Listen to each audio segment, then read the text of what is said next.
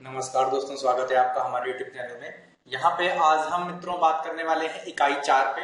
और NTA net के जो पाठ्यक्रम में हम इकाई 4 की बात करेंगे तो वहाँ पे एक नाम है वैचारिक पृष्ठभूमि। देखिए यहाँ पे ये सामने लिखा हुआ है वैचारिक पृष्ठभूमि, और ये वैचारिक पृष्ठभूमि के अंतर्गत लोहिया दर्शन है। और ये लोहिया दर्शन राम मनोहर लोहिया जो कि महत्वपूर्ण समाजसेवी हैं और उन्हीं के जीवन पर आधारित है। उन्हीं के जीवन के जो बाद में जो उनके दर्शन, जो उनकी फिलॉसफी है या उनका जो समाज को सुदृढ़ बनाने के जो तरीके थे, उनके बारे में यहाँ पे हम चर्चा करेंगे। उन्हीं की फिलॉसफी पे चर्चा करेंगे।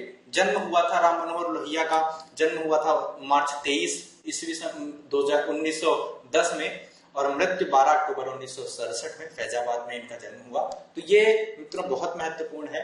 ये जो दर्शन है, इस दर्शन की जो भी समीक्षाएं हैं, जिस प्रकार के प्रश्न बनते हैं, सभी की चर्चा हम इस उसमें सेट में करेंगे। और यहाँ पे प्रारंभ करते हैं। पहला जो बिंदु है वो इससे जुड़ा हो। तो मित्रों, राम मनोहर लोहिया के पिता श्री हीरालाल स्वतंत्रता संग्राम से संबद्ध रहे, और जिसका प्रभाव लोहिया जी पर किशोरावस्था से ही स्वतंत्रता की ललक में उत्पन्न हुआ।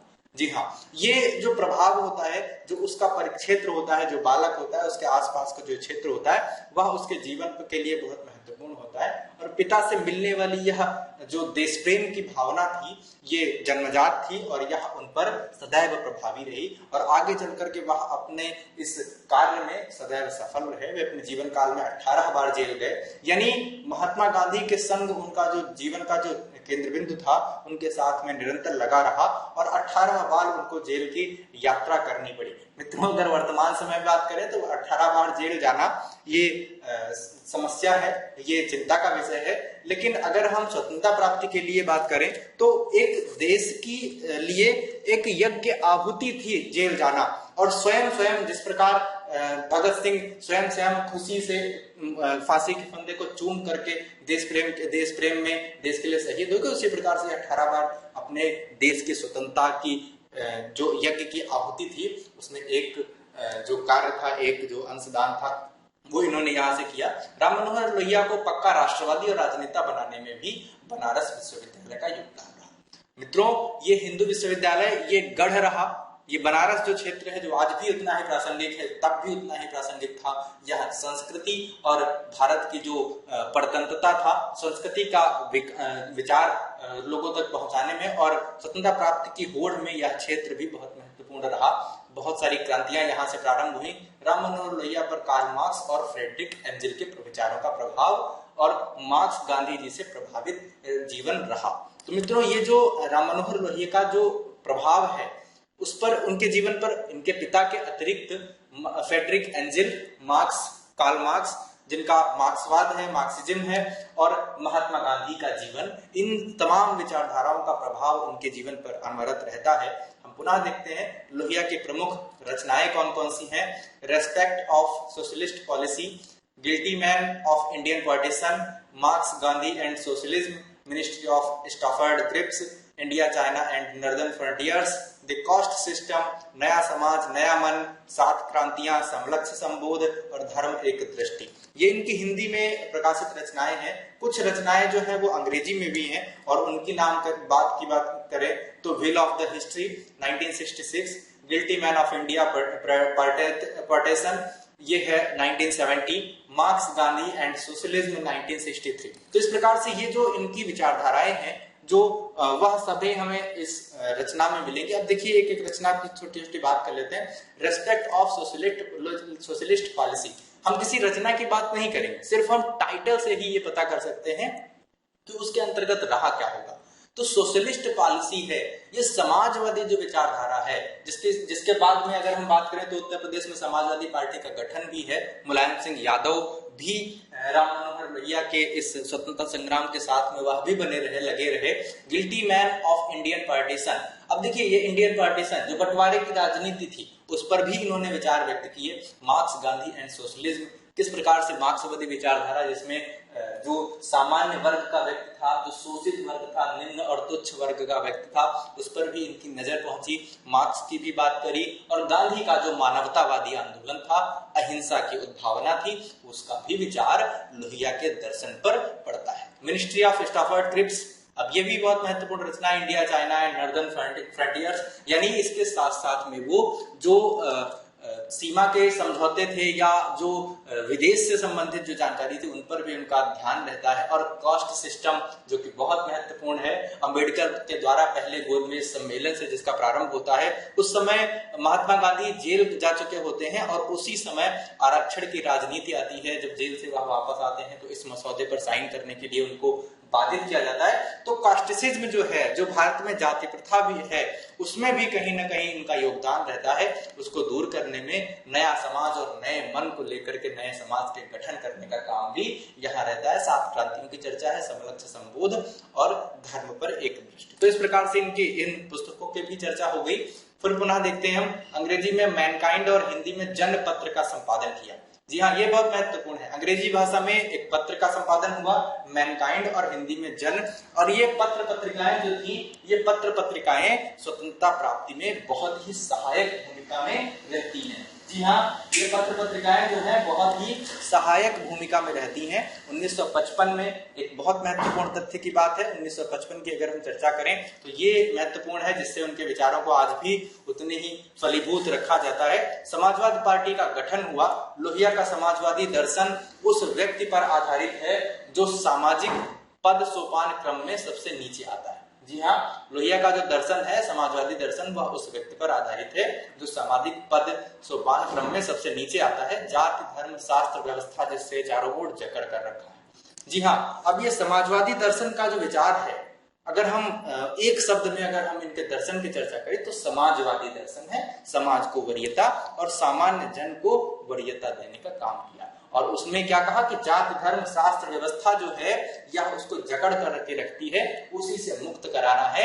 उद्देश्य जो है वह वर्गहीन समाज की स्थापना करना है, जिसमें शासन व्यवस्था विकेंद्रीकृत हो। वर्गहीन समाज जिसमें जो रामानंद की परिपाटी है कि जाति पाति पूछे नहीं कोई, हरि को भजय सो हरि को होई। सामंजस्य, जो समान विचारधारा है, किसी भी प्रकार का वर्ग नहीं, कास्टिसिज्म, क्लासिसिज्म की कोई भी विचारधारा की मान्यता नहीं दी जाए।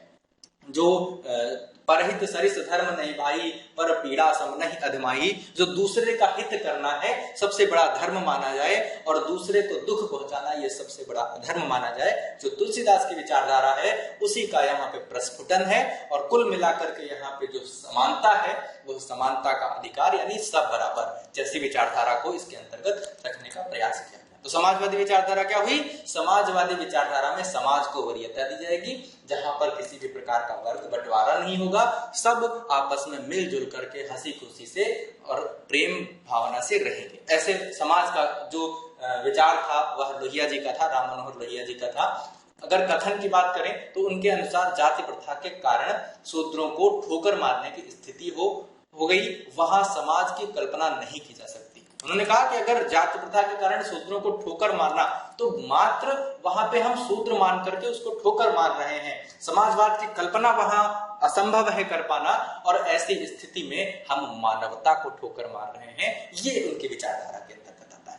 वर्ग की धारणा की बात करें तो वर्ग की धारणा भारत के संदर्भ में विश्लेषण करते हुए डॉक्टर लोहिया मानते हैं कि भारत में वर्ग मुख्य रूप से 3 विशेषाधिकारों के कारण उत्पन्न होता है। कौन कौन सी? अब विशेषाधिकार देखिए, इतना अच्छा चिंतन मुझे नहीं लगता कि किसी ने और किया होगा।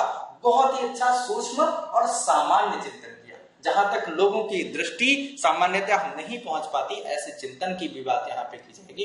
कथनों की चर्चा करेंगे, ये पॉइंट ऑफ एग्जाम के पॉइंट ऑफ व्यू से बहुत इंपॉर्टेंट है। उन्होंने कहा कि जाति, संपत्ति और भाषा, कौन कौन सी चीजें हैं? जाति, संपत्ति और भाषा, ये 3 वर्ग हैं जिनके माध्यम से विशेषाधिकार उत्पन्न किए जाते हैं। और विशेषाधिकार क्या करते हैं? वर्ग या बंटवारे की राजनीति, या फिर लोगों में जो क्लास है, कास्ट है, कास्टिसिज्म, जाति प्रथा का विकास करते हैं। इसका निजी क्षेत्र जो होता है, इनका निजी क्षेत्र में विश्वास नहीं था, यानी पूंजीवाद के घोर विरोधी थे, क्योंकि उनके अनुसार निजी क्षेत्र द्वारा शोषण को बढ़ावा मिलता है। मनमाने जो रेट होते हैं वो रखे जाते हैं।